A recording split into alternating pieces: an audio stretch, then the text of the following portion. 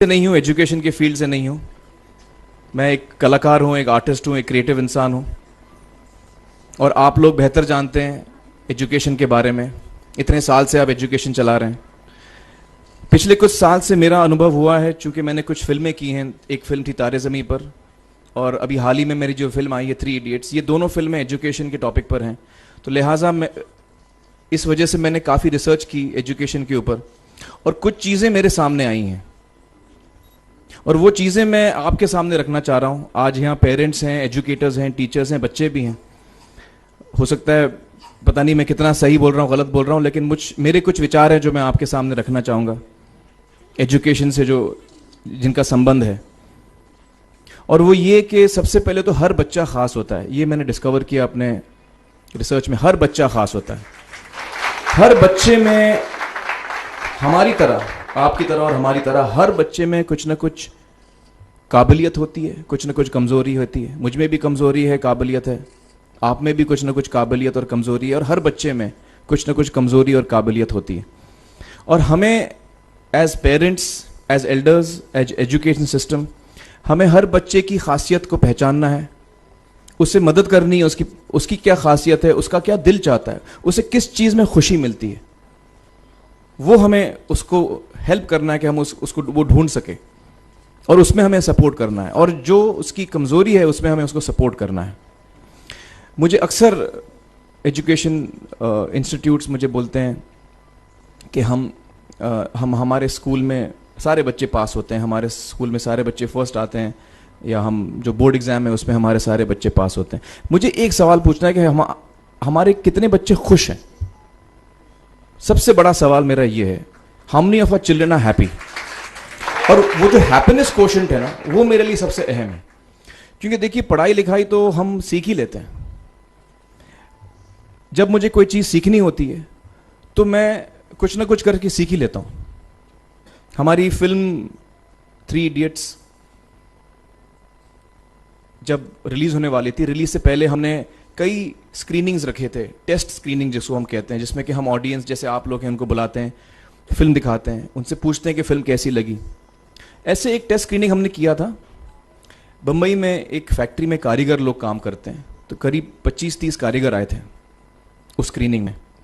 Screening के बाद उनका एक कारीगर था, उसने मुझसे एक सवाल पूछा। उसने मुझसे ये पूछा, आप लोगों ने फिल्म देखी है 3 इडियट्स? उसमें उसने मुझे एक सवाल पूछा जो बहुत कमाल का सवाल था। उसने मुझे ये सवाल पूछा कि सर, पिक्चर के अंत में हमें पता लगता है कि आप तो रणछोड़ दास थे ही नहीं, रैंचो तो थे ही नहीं आप, तो सर्टिफिकेट तो आपको मिला नहीं, वो तो जावेद जाफरी को मिल गया। तो आप इतने बड़े साइंटिस्ट कैसे बन गए? इतने बड़े पेटेंट्स, 400 पेटेंट्स, जापानी लोग आपके पीछे पड़े हैं, तो आपको सर्टिफिकेट तो मिला नहीं, तो आप इतने बड़े साइंटिस्ट कैसे बन गए? बहुत ही अहम सवाल है ये, बहुत ही इंपॉर्टेंट सवाल है। और ये जो मुद्दा है उसके हार्ट में जाता है ये, कि जब मैं एग्जाम के लिए रट के जवाब देता हूं और वो जवाब में मुझे नंबर मिलते हैं और मैं पास हो जाता हूं, तो मेरे हाथ में एक पर्चा आता है जो मुझे कहता है कि मैं पढ़ा लिखा हूं। लेकिन वाकई में पढ़ा लिखा हूं या नहीं, ये अभी तक हमको श्योर मालूम नहीं है। लेकिन जब आप नॉलेज चाहते हैं कि आपको मिले, विद्या मिले आपको, तो फिर वो कागज का मायने कुछ होता नहीं है। तो मैंने उसको जवाब में 2 सवाल पूछे। मैंने बोला उसको कि भैया, आपको क्या लगता है मैं अच्छा एक्टर हूं? उसने बोला हाँ, देश भर में आप सब लोग मानते हैं आपको, आप अच्छे एक्टर हैं।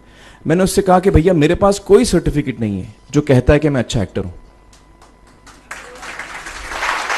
मेरे पास कोई कागज नहीं है जो मुझे बोलता है कि मैं अच्छा एक्टर हूं। मैंने फिर उससे एक सवाल पूछा कि मैंने सुना आप बहुत अच्छे कटर हैं, आपके जो बॉस मुझे बताते हैं कि आप उनके मेन कटर हैं और आपकी बड़ी इज्जत करते हैं वो। आपके पास कोई पर्चा है, सर्टिफिकेट है जो मुझे बताता है कि आप कटर हो? उसने बोला नहीं सर। तो मैंने बोला आपका जवाब आपको इधर ही मिल गया। Education is beyond marks, education is beyond grades, education is what you learn.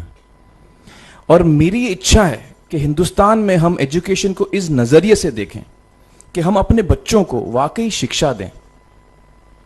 और शिक्षा हम खुशी से दें, क्योंकि शिक्षा में सिर्फ ज्ञान नहीं होता, शिक्षा में एक और चीज मिली हुई होती है, वो ये है कि हम अपने बच्चों को डेवलप करते हैं एज ह्यूमन बींग्स। आगे चल के वो जिंदगी में अच्छे इंसान बने, आगे चल के वो अपने पैरों पे खड़े रह सकें, आगे चल के वो इज्जत की जिंदगी जी सकें, आगे चल के वो दूसरों के बारे में ध्यान रखें, आगे चल के वो किसी के चेहरे पे मुस्कुराहट ला सकें, आगे चल के वो किसी की मदद कर सकें। This is what we should develop of our children. ये मेरी फीलिंग है।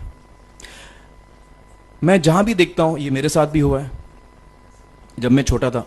जब से हमारे बच्चे छोटे होते हैं, जब से बच्चे पैदा होते हैं, बच्चा घर आता है, हम बच्चे को पूछते हैं भाई मार्क्स कितने मिले, फर्स्ट आए कि सेकंड आए? वो बोलता है सेकंड। सेकंड आए तो अरे फर्स्ट नहीं आए, डांट पड़ती है उसको। जो बोलता है मैं 10th आया तो उसकी तो हालत ही बुरी हो जाती है। बच्चे को लगता है यार ये फर्स्ट आना बड़ा जरूरी है। उसको रेस में हम पूछते हैं तुम रेस में फर्स्ट आए कि सेकंड आए?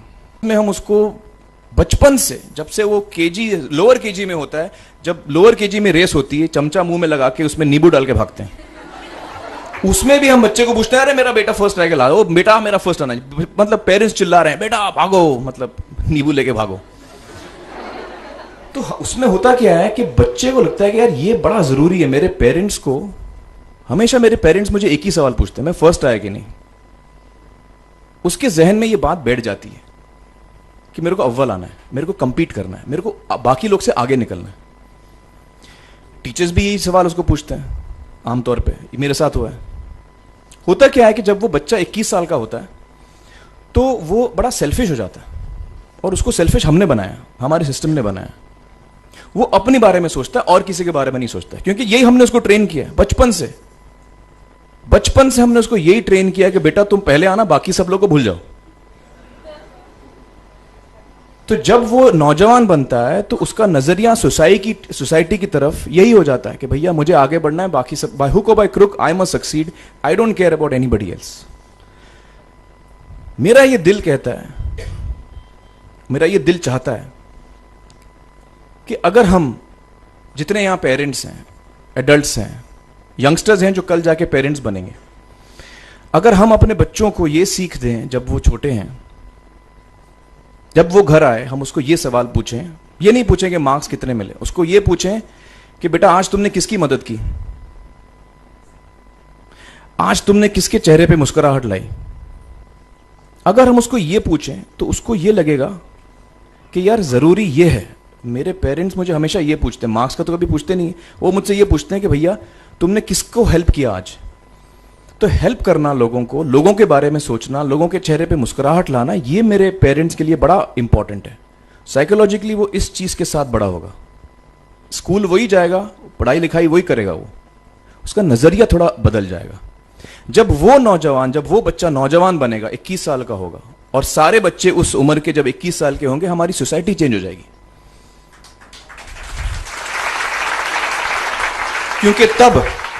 क्योंकि तब हमारी सोसाइटी में ऐसे नौजवान होंगे जो खुद के बारे में नहीं सोच रहे, दूसरों के बारे में सोच रहे हैं। तो मुझे लगता है कि सबसे बड़ी चीज जो हमारे एजुकेशन सिस्टम में मैं देखना चाहूंगा, जो मैंने अपने स्कूल लाइफ में नहीं देखी, कि हमको ये अहमियत इस पे दी जा रही है कि हम अपने आसपास के बच्चों को कितना हेल्प कर रहे हैं।